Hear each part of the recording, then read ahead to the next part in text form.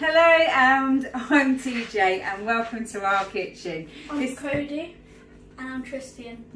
And this is Cooking on a Budget. So this week, Cody's going to show you how to make a strawberry cheesecake truffle. And Tristan's going to show you how to make chocolate molten cake. And for dinner, what are you both going to cook? Shepherd's pie. Cottage pie. I'm not sure whether it's cottage pie or whether it's shepherd's pie. You can decide. Obviously, the argument is on in this household. Let's see. Comment and let us know whether you think it's shepherd's pie or cottage pie at the end. Anyway, to start us all off, we've got Cody. We can have a look at the ingredients so you can be ready to cook along with us.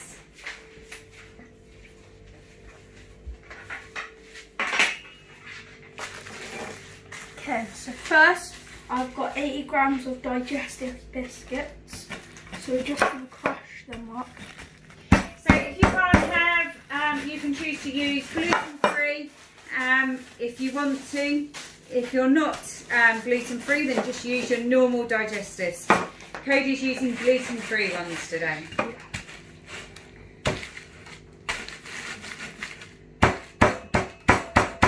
So you smash them up quite small, yeah? Yeah. And if you don't have a rolling pin, then just use the back of a spoon. That will do exactly the same thing. I wouldn't suggest that you smack the bag at all, as you're more likely to split it. So now we're just going to add them all into here.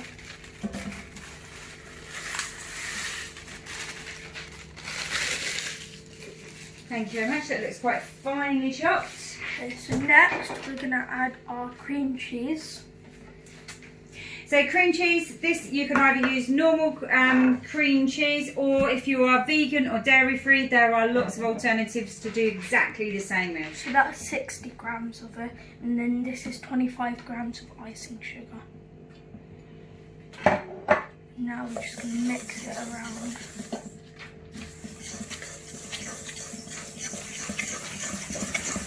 We'll have a little bit more of a closer look of how that's all. So it's all going to start binding together as you mix it around, yeah? Yeah.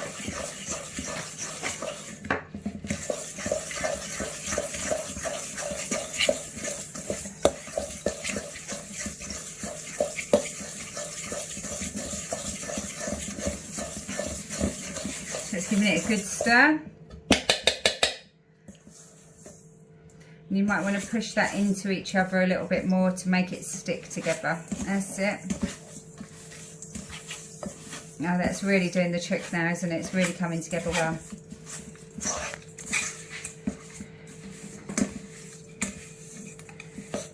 Fabulous.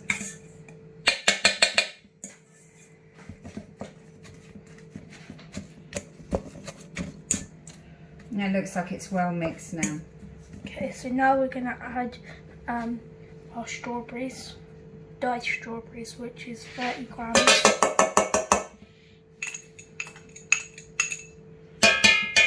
So you've diced them up really small. Can we just have a quick look to see how small they are? So, yep, we can see that they're really small.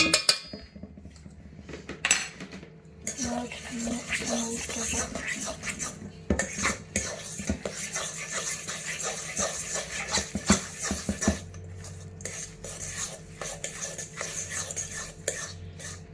So what made you choose this recipe, Cody? Oh, it just looked nice.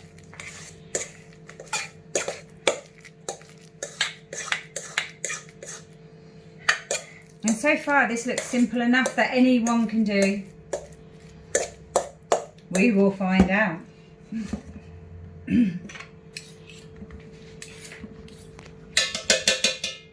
Okay, TJ, can you get me a pan out so I can put these on, please? Yes. Go. There you go. Thank you. I'll just get a teaspoon and I'm just going to roll them up in our hands.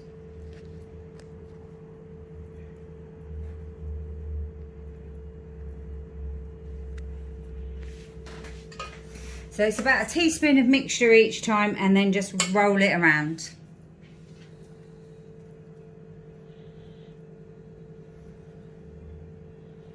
So So once we've got all these into little balls, what will we do with them then, Cody? Then we're going to put them in the freezer for half an hour. Half an hour. And then after that, what will we do then? And then we'll take them out and then dip them in white chocolate. Fabulous. And obviously there are dairy-free alternatives to that as well. Well, this is going to be really yummy. I'm looking forward to this. So the freezer is going to make them more solid so that they won't keep falling apart, yeah? Yeah, and make them less stickier.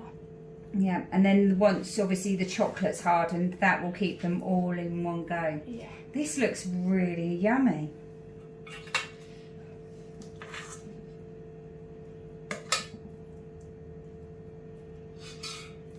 So they're a bit soggy to roll about, are they? Yeah. So how many more are we likely to get? So this probably makes about 10 by the look of it, isn't it? Yeah. 8, 9, 10.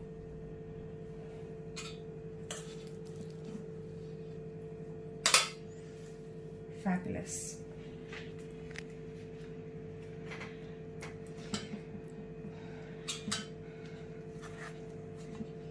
So, and I'm guessing that you could do this with other fruits, could you, Cody? Yeah. So what sort of fruits do you think might be nice doing that with? Thinking you've got the cream cheese and the biscuit. Raspberries. Oh yeah, that would be nice. That would be your dad's favourite. Yes. Oh, blueberry might be quite nice too. Maybe.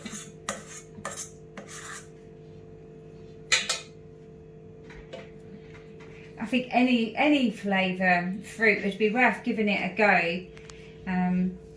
Maybe kiwi and that sort of thing. Oh, lemon might be nice too. Yeah. Right, so it's into the microwave for 30 minutes now. Freezer. So into the freezer for 30 minutes. Right, we'll put them in the freezer for 30 minutes and we'll be back to see you and continue in a moment. Okay, so I've just taken these out of the freezer now and they're like quite solid. And now Tristan and me are going to break this up.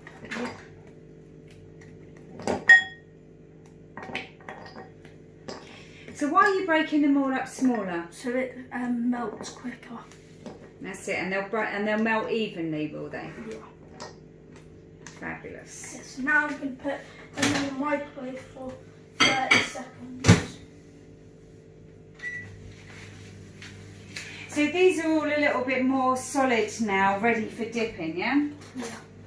That's fabulous. And there's a spoon for you, ready to do your mixing of your chocolate. So they're not so sticky when you touch them now. No. That's good. Excellent. So in a moment you're going to dip these into the melted chocolate and they'll be all ready to go. Yeah. Fabulous.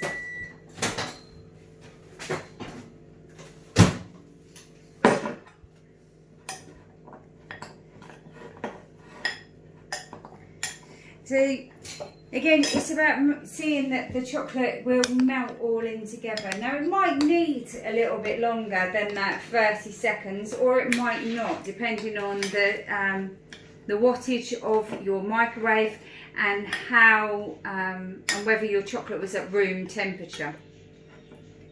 So it's important to keep that all mixing around. I think that might need to go back in the microwave for another 30 seconds. So we'll put that back in for 30 seconds. Okay, now they're finished in the microwave. Just going to carry on stirring this. As you can tell, it's started to melt properly now.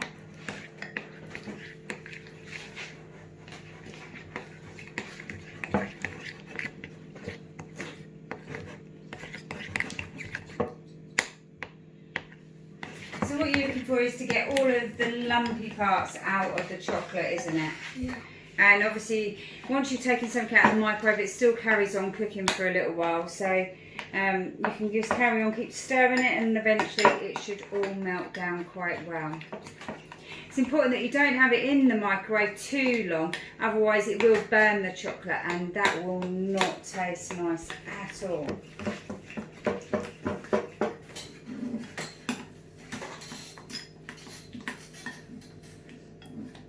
When you're using your chocolate, if it starts to go thick when you're halfway through using it, you can always put it back into your microwave just for those few seconds to melt it down again. So that's about ready. We've got a nice runny consistency. That's it, that'll do. Right, so how are we going to do this now? So what we're going to do is pick these up by 2 forks. Just going to put it in. Just going to turn it around.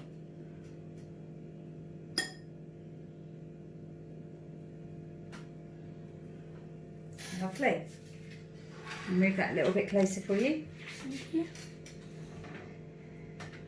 So it's just a case of rolling it around in the chocolate, but being quite gentle so it doesn't fall apart. Is that right? Yeah. But you want it all completely covered. Yeah. This looks like you've got a lovely amount of chocolate on there, Cody.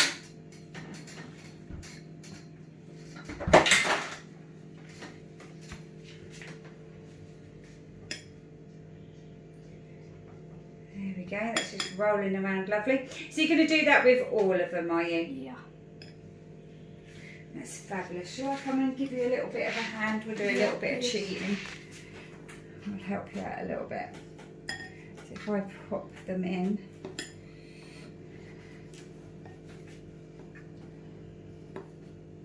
And then maybe if you can lift them out, Cody. I think it's quite nice to cook with other people and share that experience. What do you think? Yeah. It's a bit of fun activity to do. Oops.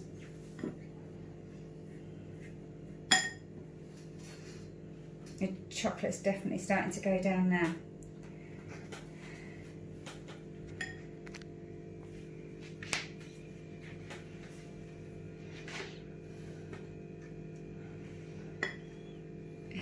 So we're just tipping it all over there and trying to make sure it's got a good covering on.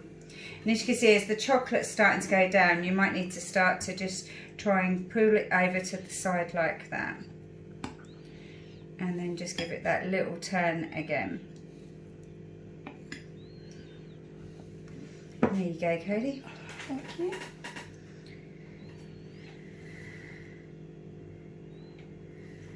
I suggest if you're diabetic that maybe only one of these will be enough for your pudding. It's quite sweet, but really nice. I think it will be tasting. So what are we going to do with these now, Cody? Now we're just going to put them in the freezer or fridge for a little while to set. Brilliant. So we'll put them in the fridge and we'll come back to them in a moment. Okay, so we're on to the main course now. So, Cody, what is it we're cooking? Shepherd's pie. Trishan, what are we cooking? Cottage pie. Okay, so we are cooking who knows what pie. So this is the ingredients for you. Oh, I'll just run and get it. Oh dear. So there's the ingredients for us. If you are vegetarian or vegan, you just need to swap the mince for corn.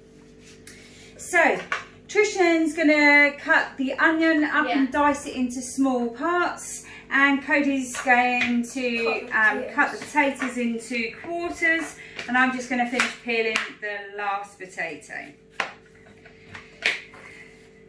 So you can peel your potatoes with a sharp knife or with a potato peeler, whichever one you prefer. I personally prefer just a nice little sharp vegetable knife. I find it quicker and easier, whereas Cody prefers the potato peeler. Each to their own. So just make sure that when you're doing your potatoes that you cut any of the eyes out and then just give them a little rinse. Ready to go.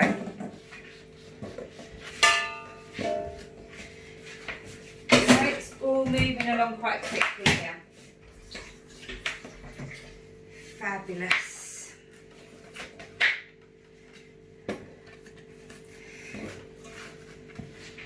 So, how's that cutting of the onion going, Tristan?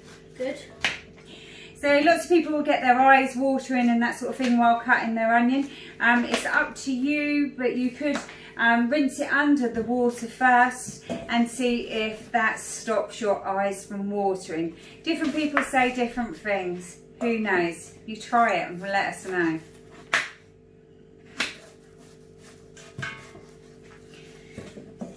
So once you've got all your potatoes done, you need to fill your potatoes up and cover all of it with just about a bit more water over the top of the potatoes.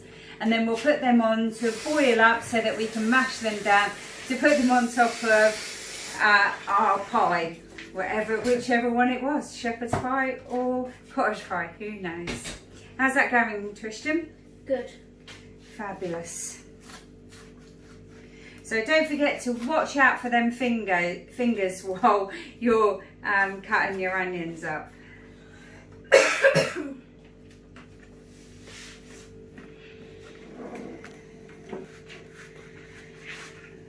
So remember, when you're doing your onions, don't cut or slice all the way through. Go quite close to the back of the onion, and that way you'll be able to still carry on cutting without them all falling apart.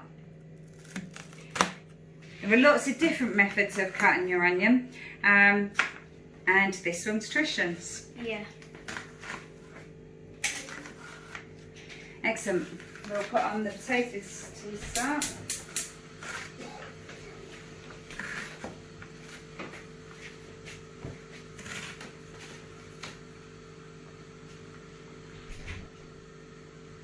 So once you've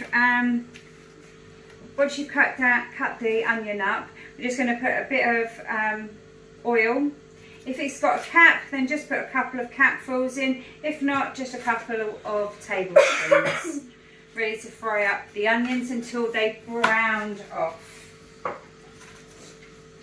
Doesn't matter what oil you use, or if you haven't got any oil, you can use some of your margarine or butter, whichever one you prefer to use. Just finishing cutting this up now. So we've just got them last few bits that will have slipped off at some point.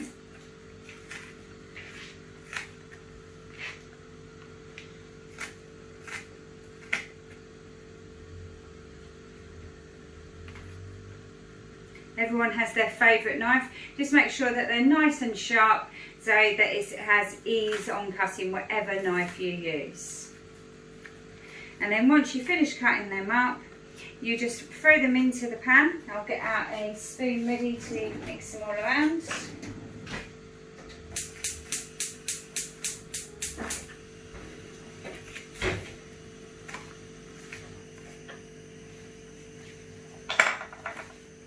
There we go. That's it. And then if you just tip them in, fabulous. There you go. I'll start them middle top up for you. There you go. And if you put them on to brown now.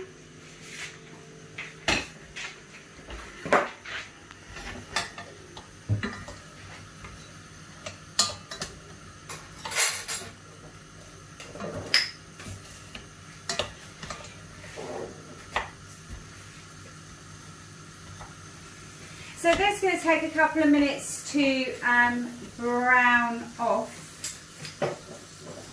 So we'll leave Tristan to do that while Cody prepares the gravy.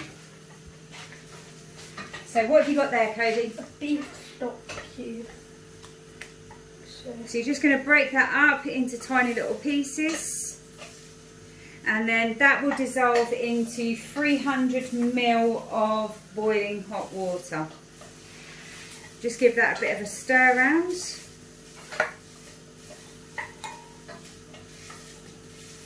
And then we're going to add the gravy powder.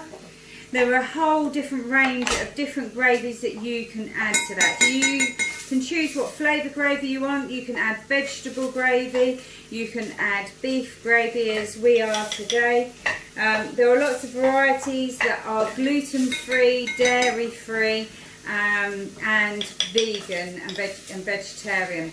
Choose the one that you like best, and then just stir it all in, because that's going to add some flavouring and some thickness to your mince.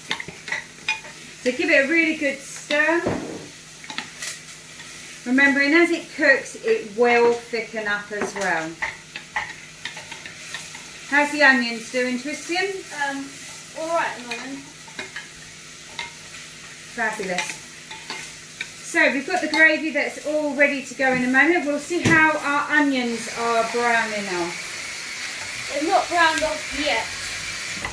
So you have to keep them stirring so I'm just going to carry on stirring for now.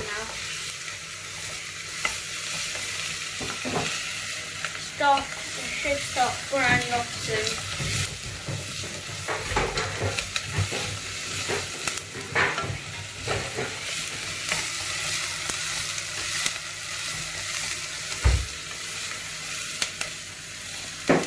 So once they're starting to brown off, we can then add our mince into the onions as well. So there is a whole family pack of mince going into that, because obviously we are a family, but if there's only a couple of you, then you can have less. So we're also then going to add the tomatoes and the other flavourings in a minute. What?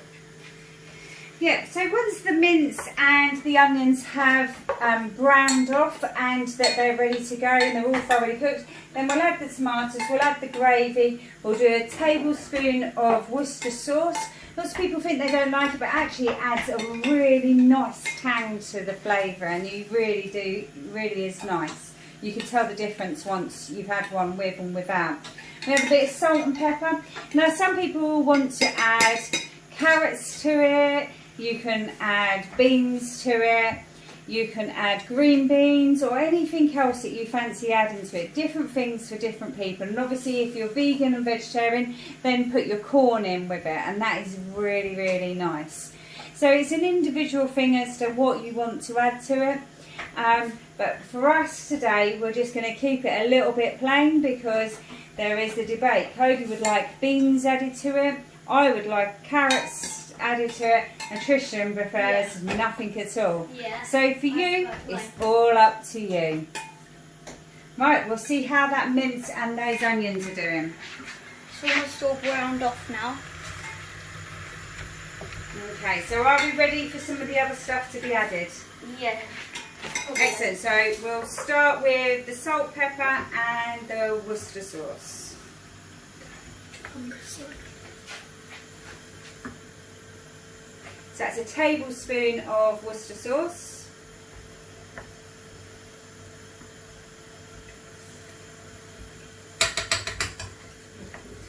Some people also add a tablespoon of soy sauce, but it is deciding on whether you like that or not.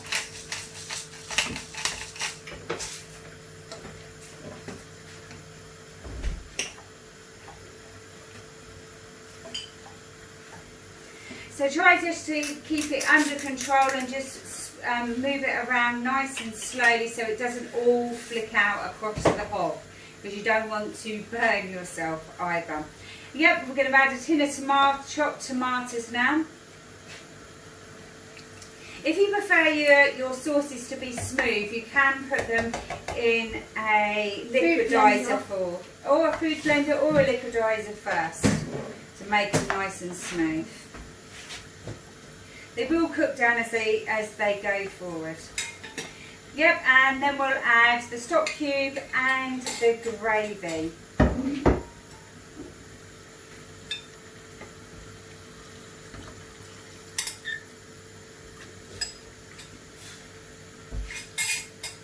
Just giving it a really good stir to make sure that everything is blended well in together. So, and then we're just going to let that cook off in there for about another 10 minutes or so. So if it's starting to bubble up, then just turn it down onto a nice little simmer, just so that we can allow all of it to simmer down, and we'll just keep coming back every now and again and stirring it. So we'll see you in a moment. Okay, I'm going to turn the oven on to 180 degrees. Yep, there. And Katie, you've turned the heat off now, have you? Yeah. Now we're just going to pour it in here. Hold on to that.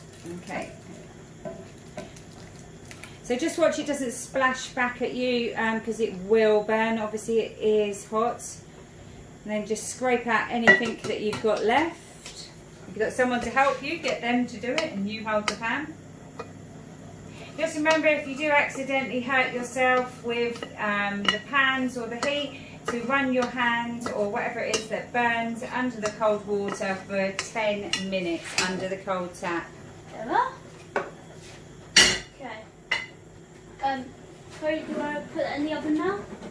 So we'll put that in the oven while we wait for the potatoes.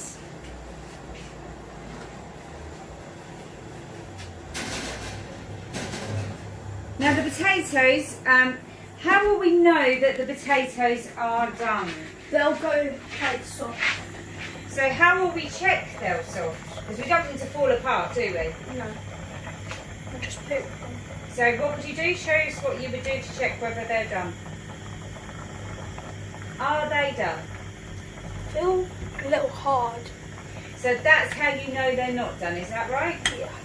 So when they're done, the fork will go in there with ease. They'll feel soft but shouldn't fall apart. Yeah. Yeah. So we've probably got about another 5 minutes. So we'll see you in a moment. Okay, so now we're just going to double check that they're nearly done. And they're quite soft. Yep, they're done.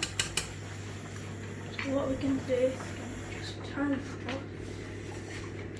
And over here. Oh, and then TJ, can you drain the water, please? Yes. So just remember, if your handle is very hot, then use a tea towel or to hold it. And just remember, the steam will be coming off it, so make sure that when you do it, that you try to keep your face away from it. And then just tip it all down like that. Sometimes it does get a little bit of water still stuck in it, so just go like that to check it again. So are you happy? Back over there. So now we're just going to get our butter. Tablespoon of that. So add 1 or 2 tablespoons of butter. That'll do. If you don't like having margarine, then you don't have to have in it at all. It's just that the boys both love it. We don't have a masher, so we're going to use the mixer to cream our potatoes down.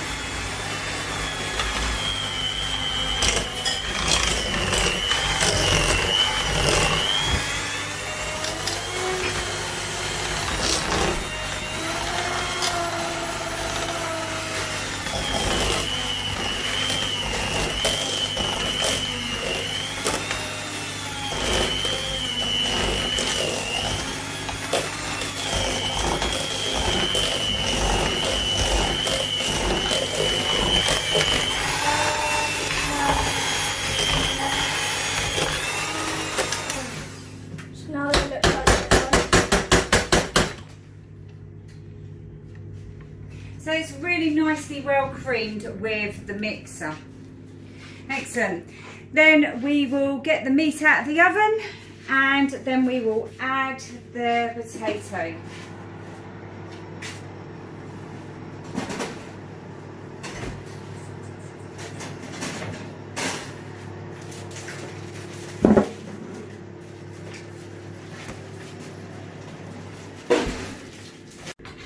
So now we're just going to put the mash on. Yeah, so we're just going to put some of the mash all over it, and then we're just going to spread it all around with these.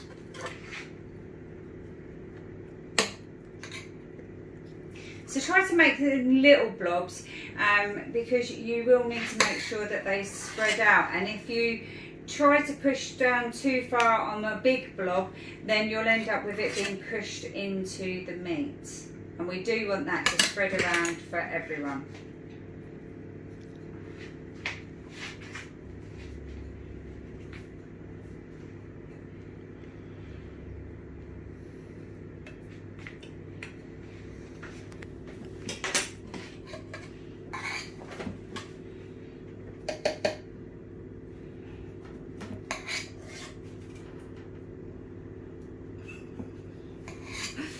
Doesn't seem to be going that well. Okay, it can work out. You just keep going with it, it will work.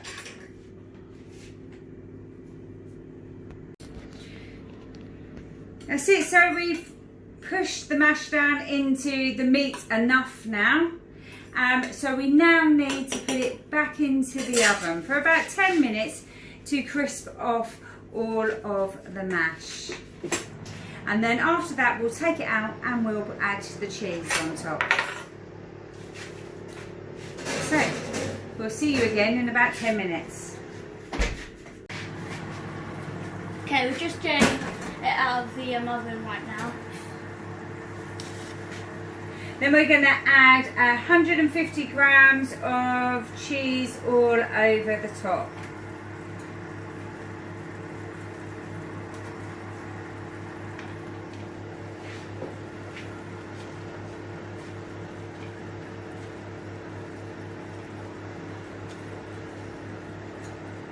There we are.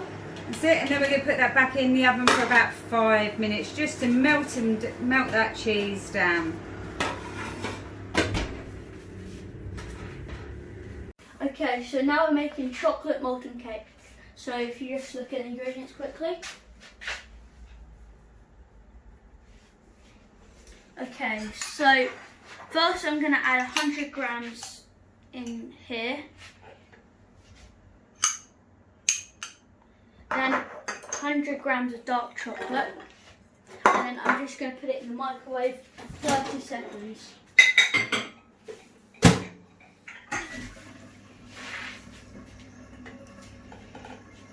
Okay, so just going to wait for that to cook and then put it over here. Then once that's ready, I'm going to add that into this bowl. Just move this quickly.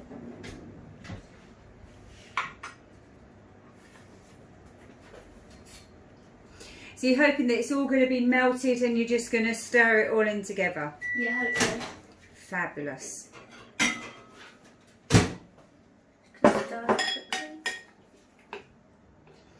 So you can see that that's all melting into each other.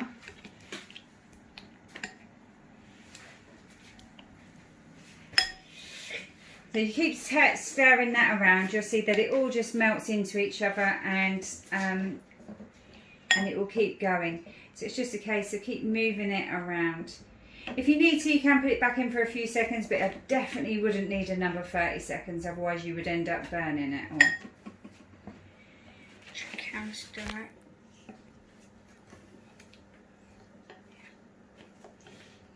That's it, and you'll just see that it all keeps, all of the butter and the chocolate will be melting into each other, making a nice smooth consistency. Okay, so that's about fine. Fabulous. So what are we going to do with this next? Just going to pour this into this bowl now. Just going to scoop it out.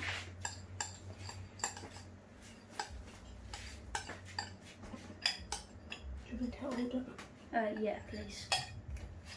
So Sit and just try and scoop out all of the lovely chocolate in there so that you've got all of the ingredients. Fabulous. Thanks. Okay. Now I'm just going to add 150 grams of light brown sugar.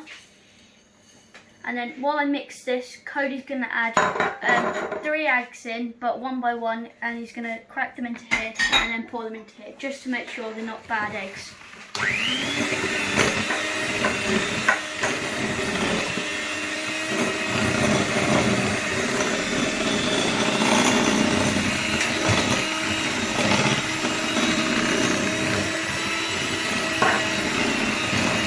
And then after Cody's add those, he's going to add half a teaspoon of vanilla extract and then add 50 grams of plain flour.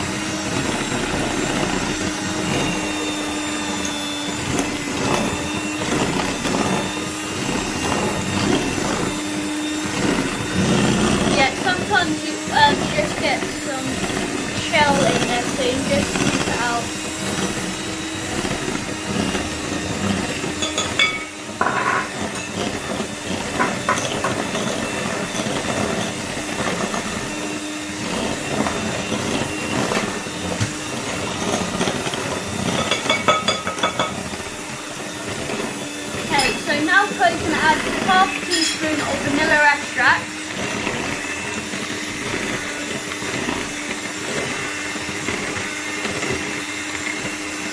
And then he's going to add 50 grams of plain flour.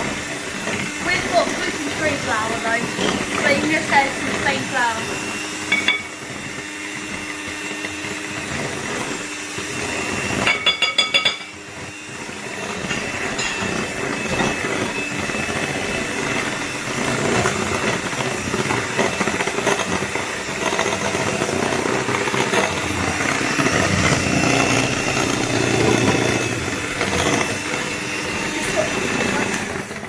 So you might just have to scoop around the edges quickly.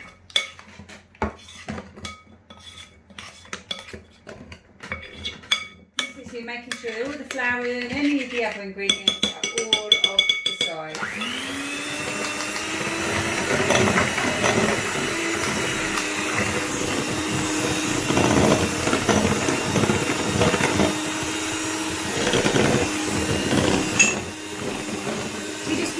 For a couple of minutes, making sure the ingredients are all in there together.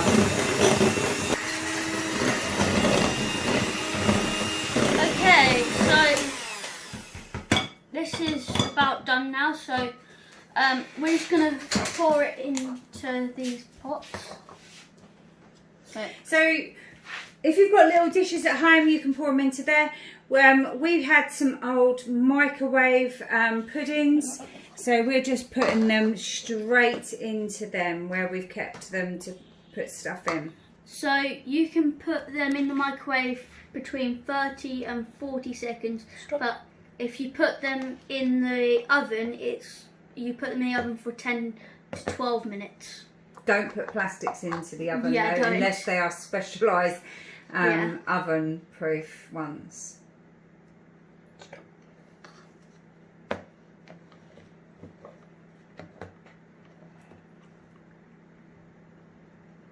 So these puddings, are they a little bit gooey in the middle? Yeah. Yeah.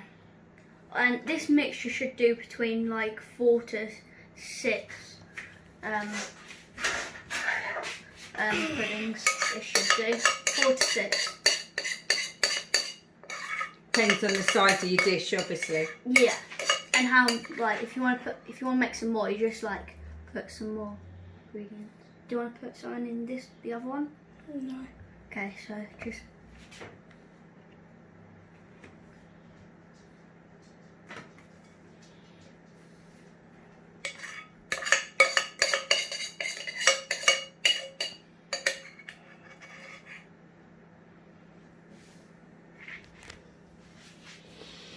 There we are. Okay, so we're just going to put cling film over them.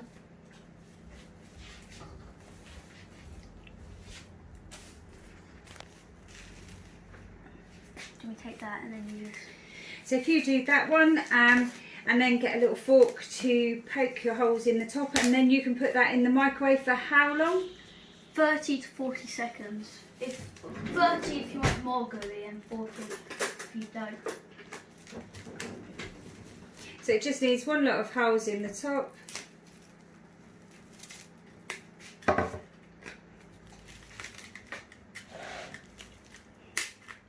That's it, and then we're going to put that in the microwave for 40 seconds. Yeah. And while we're doing that, Katie's going to cover up the rest.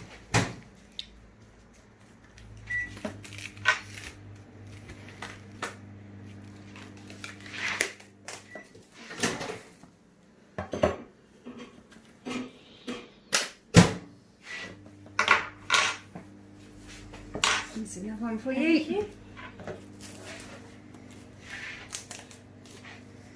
So they don't need to be really tight, just a little bit over the top, just to allow that steam to go through and allow the pudding to cook. So you need to do each one 40 seconds, and then we'll be ready. Okay, so just going to get these out of the microwave now. Okay, so just open this one quickly. Be careful, they will be hot though, okay? show you. So you can know that they're done because they've come away from the sides. You can see. Yep, this one's come away from the sides as well.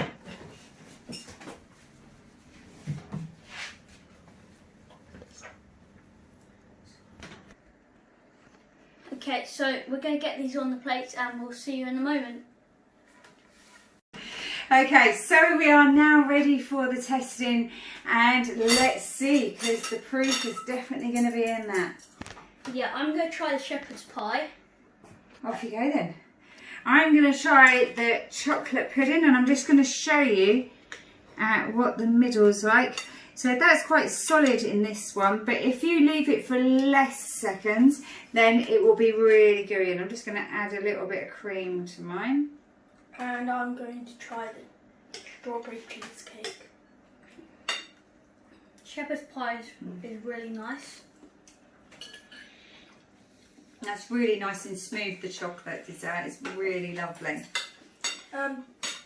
Strawberry cheesecake is very strawberry. Excellent. And should we have a look to show everyone what it's like in the middle? Oh, obviously the chocolate is quite hard for it, but you can see that you can see all the cheesy cake in the middle. So that's quite nice. I'm going to try that as well.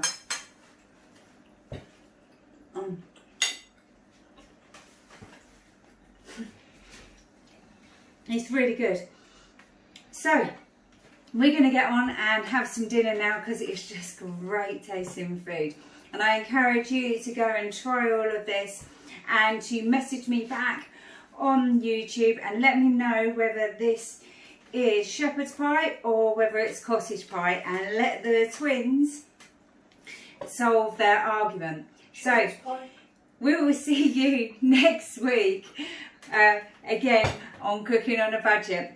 Bye from me. Bye from me. And bye from me. Bye. Bye.